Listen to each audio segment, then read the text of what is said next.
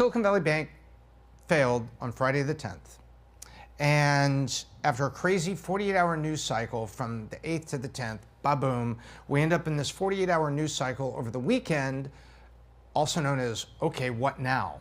And so as we were looking into this, I dove in, and I'm going to go into why it happened along with a quick chronology. I spoke to a couple people this morning, and a couple folks sent me some DMs on Twitter in advance of this podcast. And I said, look, I know parts of it, but you know, if you're going to do a quick run through, that would be great. But I really want to know why it happened and what does that mean to me? And I'm like, that is exactly the tweet I wanted to see, because that's exactly what we're doing today. And I'm going to point out the lessons as we go along here. As I like to say, whether you're running a t-shirt company in Berlin or a technology company in California, it is up to you to be in the know and to understand how you apply these things. And I'm going to see if I can help you do that.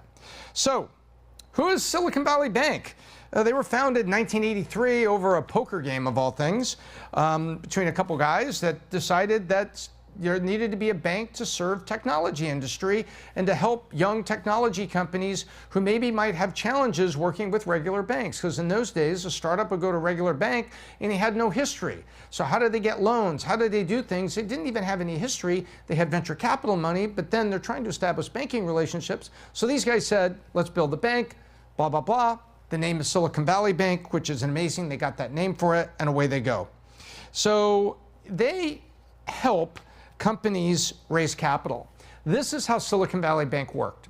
Let's say you are a company that has venture capital and you just got $5 million in venture capital. So you got your company, you got your guys, your girls, everybody working on it, and you've got $5 million in a bank now from your VC. You could go and get a venture debt line. Well, now why would you do that? The answer is you want to have maximum money in the bank as long as it's prudent money. In other words, you don't give up too much equity. And what that means is when people invest in you, they say, well, I'll invest of you, but you come to agreement, you give them 20% of the company. Well, maybe they could give you more money right then, but you don't want to give up 25% of the company. You want to hold that. That's called dilution. You want to hold as much of the company as you can. And so one of the ways to do it is to open a venture debt line that gives you a little bit more money and a little bit more runway. That is what Silicon Valley Bank specialized in. What they would say is, okay, Tom, what did you do? I just raised $5 million bucks. Okay, we can give you 2.5 million venture debt line. Great. Now I've got 7.5 million. Makes sense? But now the reason Silicon Valley Bank was willing to do that is because they probably knew my venture capitalist.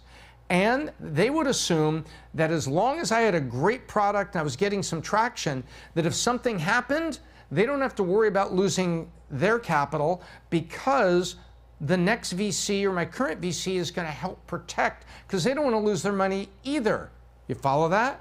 So they think there's more people at the table to protect the money from ultimate loss. As long as everybody had looked at me and everybody agreed that I had a great product idea and I'm getting some traction, I'm moving along. They did something else in there that's going to show up this past weekend.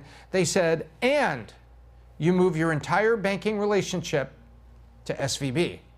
And we will also help you give permission rights to your venture capitalists so they can monitor and see what's going on in your accounts.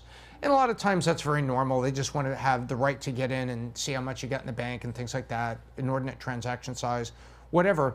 But you see how this symbiotic relationship worked. So the VCs kind of liked Silicon Valley Bank because it also gave you, me in this case, that extra $2.5 million to grow and to grow my value before the next venture capitalist invested, which means the dilution happens later. Once VC number one is invested in me, both of us want the dilution to happen later, me and the VC. The venture debt line performed that. And that's basically Silicon Valley Bank. And they did a great job of this. They had an amazing run for all those years. So which brings us to the time of COVID. So there's Silicon Valley Bank, and here we are. They had quadrupled going into 19 and 20, quadrupled over the last 5 years, and were valued more at $40 billion. It was incredible. However, there were some dark clouds. Even though they had been in business so long and been doing all these things, their systems were archaic. And starting in 19 and 20, from what I was reading, and I spoke to a VC this past weekend, but it may have even predated that, people started to say common things about SVB. And one of them was, your systems are archaic and it's getting very difficult to make transfers. So we want a wire transfer, we had to wait a week and a half. What the hell? You know, your systems aren't there. They also noted that they got together with Stripe, yep, those guys, the Collisons, and said, hey, you know, maybe we should be working on advancing and modernizing the systems at Silicon Valley Bank. Believe it or not, the bank to the technology industry and Stripe, one of the highlight financial fintech stories of the last 10 years, were unable to make it work, and the project crashed. Many people say because of SVB's unwillingness to invest, because Stripe certainly had the brains and the people to bring to the table from its side. Nonetheless, this falls, and people are saying, you know, these online systems, getting wire transfers done, it's really archaic. But they still had position and presence, and they were still go-to. But there were people that were moving money away. So let's go to 2021.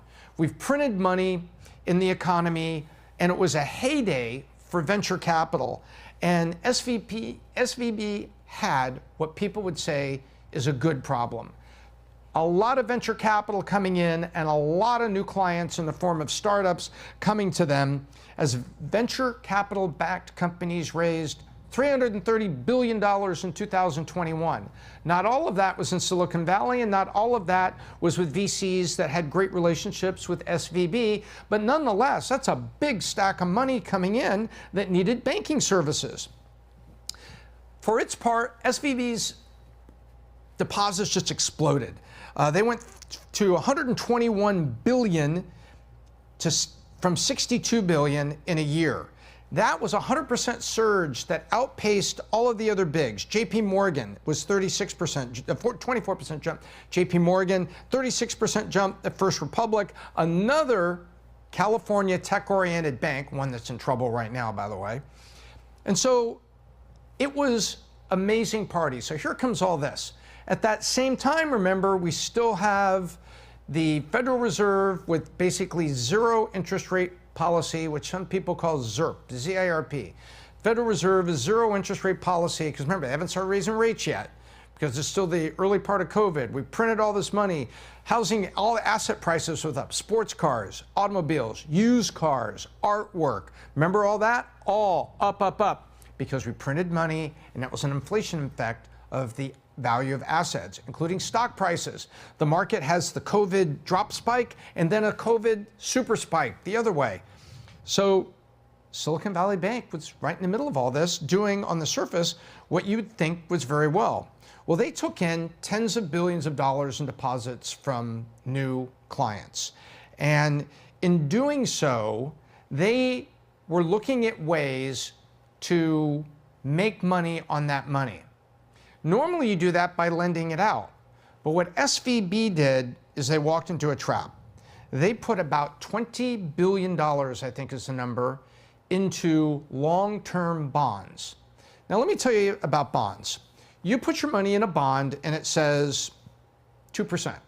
You're going to earn 2% on that bond until maturity. Maybe it's 2 years, maybe it's 5 years, maybe it's 10 years, depending on maybe their treasuries, 2, 5, 10. And you're going to earn that. That's okay if the rates go up, as long as I am a hold until maturity client. Here's what I mean. I get that bond, and let's say 5 years. I put $100 million into it, and it's 2%. So I'm going to get $2 million a year on my 100 every year for 5 years, and then I get my $100 million back. Now, if interest rates go up, I don't really care, because my strategy is this: it's safe, it's making me money, and I'm happy. So I'm what's called hold until maturity client. Make sense? Okay, good. But what if I'm going to need that money? And what if I put 20 billion into it? And what if I happen to be a bank that's going to need that money when people want to start withdrawing it? And what if my name is Silicon Valley Bank? There's the trap. Here's how it unfolded.